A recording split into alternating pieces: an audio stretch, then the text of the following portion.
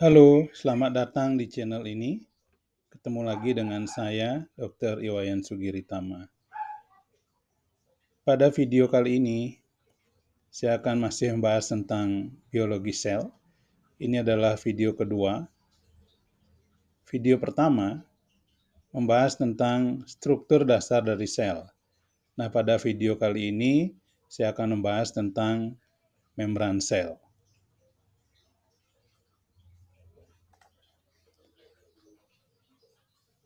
Pada video sebelumnya, sudah saya paparkan bahwa struktur dasar sel itu ada beberapa komponennya.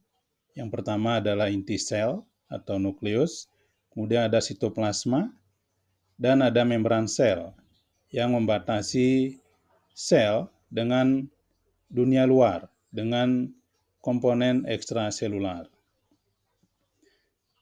Nah, apa sih fungsi dari membran sel? Bisa diperhatikan pada gambar ini.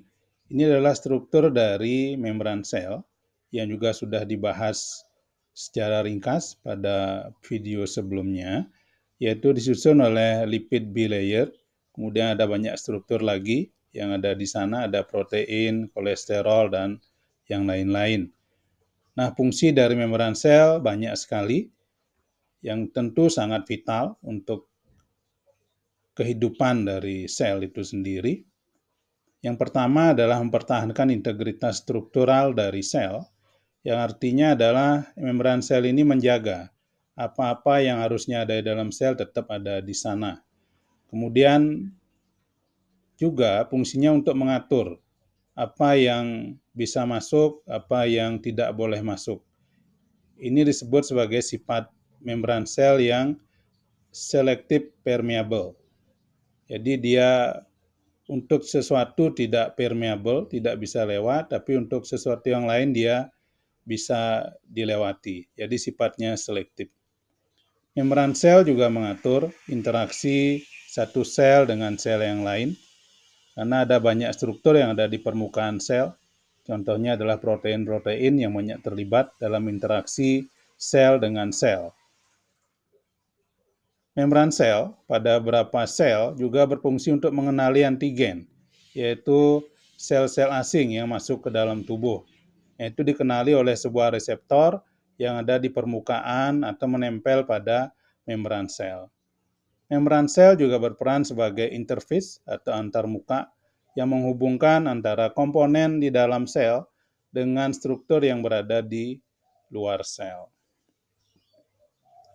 Membran juga memiliki atau mengatur sistem transportasi untuk molekul-molekul spesifik yang nanti akan dibahas sedikit pada akhir dari presentasi ini.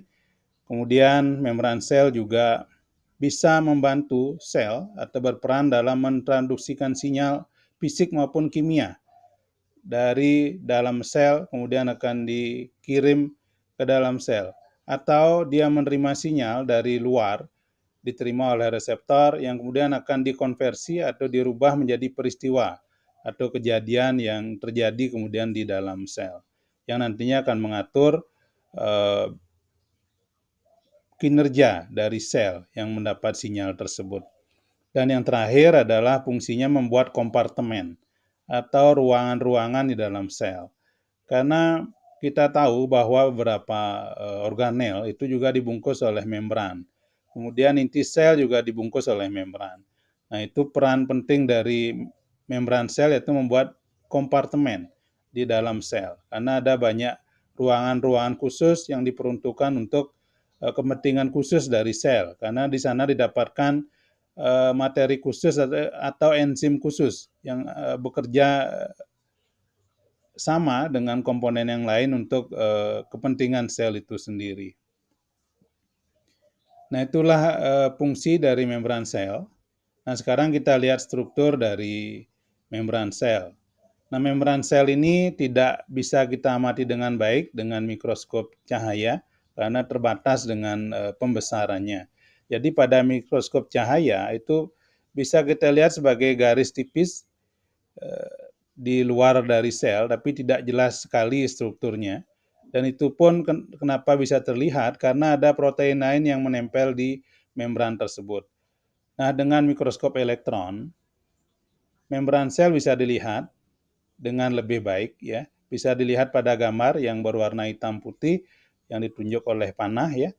Seperti apa penampakan dari membran sel ketika dilihat di bawah mikroskop adalah seperti struktur trilaminar, yaitu ada garis agak gelap, ada dua garis agak gelap atau agak padat, kemudian di tengahnya ada bagian yang terang. Nah, itulah struktur dari membran sel ketika terlihat di bawah mikroskop elektron. Nah, ketiga struktur ini, yaitu bagian gelap di luar dan di dalam, kemudian yang terang di tengah, disebut sebagai membran unit atau unit membrane. Nah, tentu garis gelap ini ada yang dekat dengan sitoplasma, ada yang dekat dengan dunia luar. Itulah yang nanti kita bahas pada bagian berikutnya, memahami bahwa membran sel ini disusun oleh dua lembaran, yaitu lembaran yang berada dekat dengan sitoplasma dan ada lembaran yang dekat dengan bagian luar dari sel yang akan kita lihat di slide berikutnya. Nah, sebelum itu kita lihat dulu dimensinya. Berapa sih ukuran dari membran sel?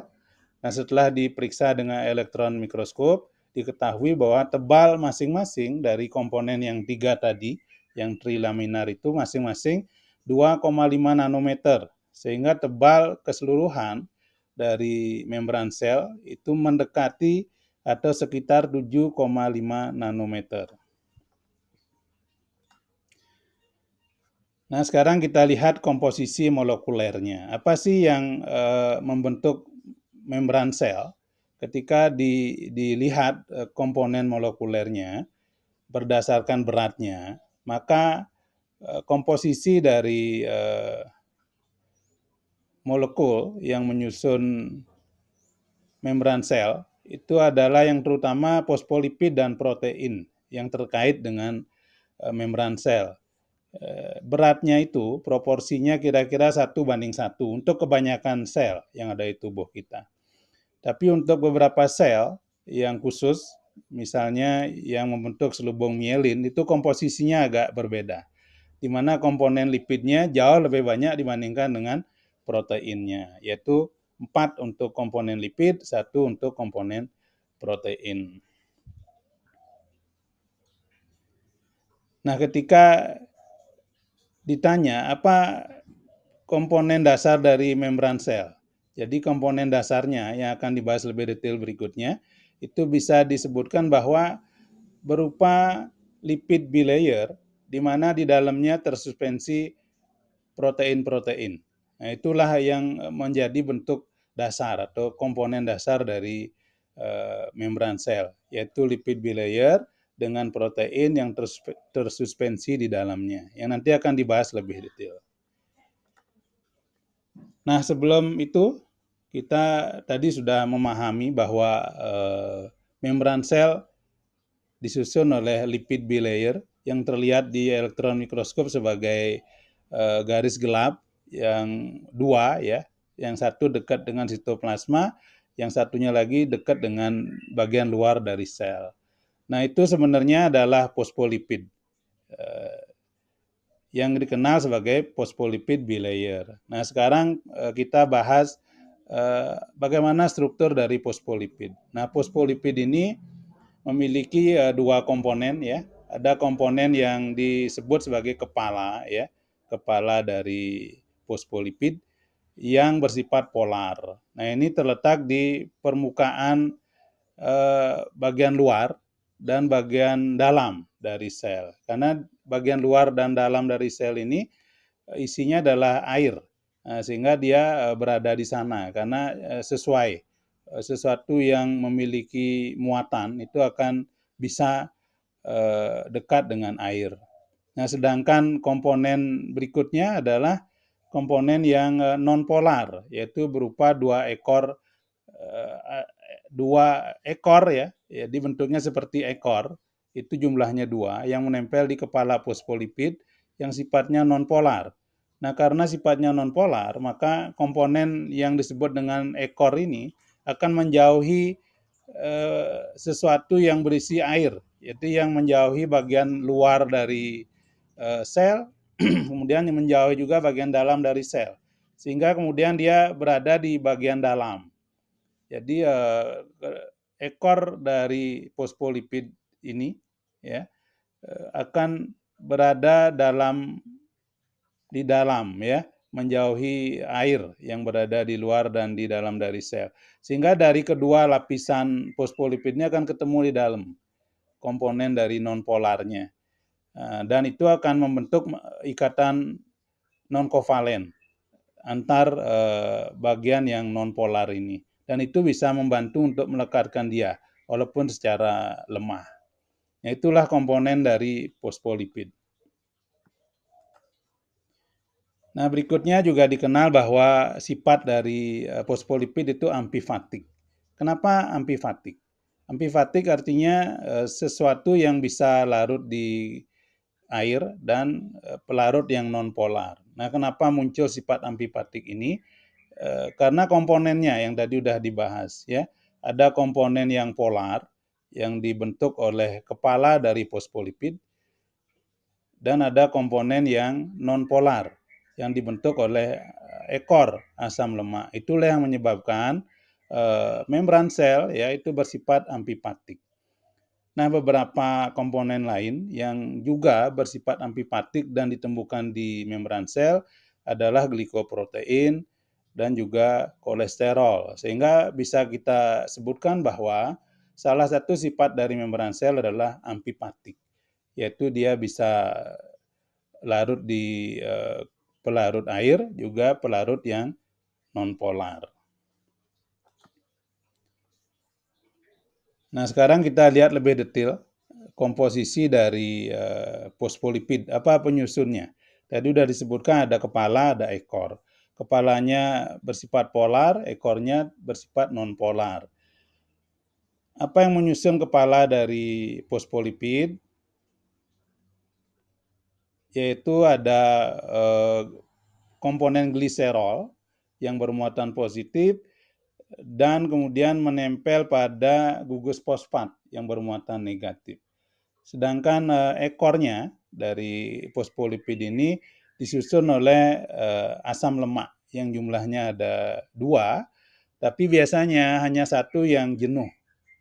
Dan tadi sudah disebutkan ada ikatan non-kovalen antar ekor dari asam lemak, tapi antara komponen ekor asam lemak ini dengan gliserol itu membentuk ikatan kovalen. Nah, itulah komponen dari fosfolipid yang menyebabkan sifat yang tadi, amfifatik. Ada komponen yang polar, ada komponen yang non-polar.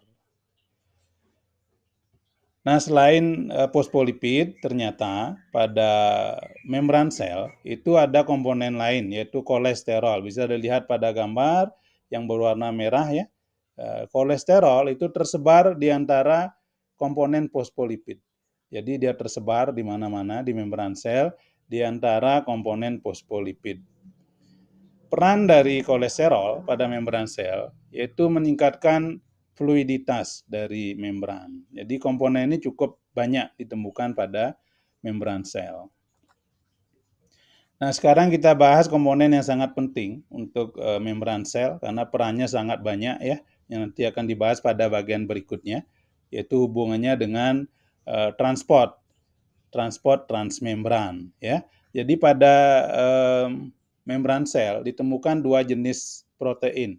Ada yang disebut dengan protein integral, seperti terlihat pada gambar yang berwarna biru yang menembus membran dari ujung ke ujung, itu disebut sebagai protein integral. Sedangkan protein yang hanya menempel pada salah satu sisi dari membran sel, yang sebagian besar ditemukan di bagian dalam, ya, itu disebut sebagai protein perifer atau periferal. Nah, protein integral itu disebut juga dengan protein transmembran. Nah, yang unik dari protein ini adalah karena dia menembus keseluruhan tebal dari membran sel, di mana ada bagian yang polar dan non-polar, maka protein juga mengikuti pola itu.